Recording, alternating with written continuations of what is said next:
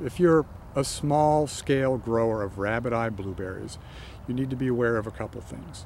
First of all, it's absolutely critical that there's multiple cultivars of these plants planted.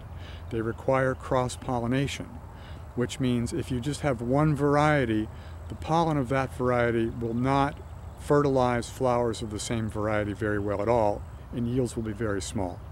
So any growers from backyard to commercial should plant at least 2 varieties so that bees can move pollen from one variety to plants of another variety. So that's important.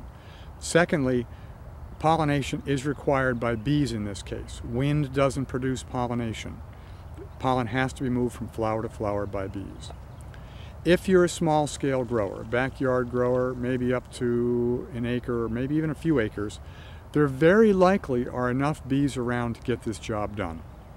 These can be wild or managed honeybees, they can be wild bumblebees, carpenter bees, or particularly the southeastern blueberry bee, the small bumblebee-looking thing. Very efficient pollinator, and it's great to have. You can encourage the activity of these wild bees by maintaining some habitat around where they can nest. So not every bit of land should be cleared and sprayed with herbicides, and you'll have enough bees around very likely if it's just a small plot of, say, a few or maybe a few dozen plants. If you have a large plot of rabbiteye blueberries, however, you need to be more careful in assessing the pollination that you've got going on out there.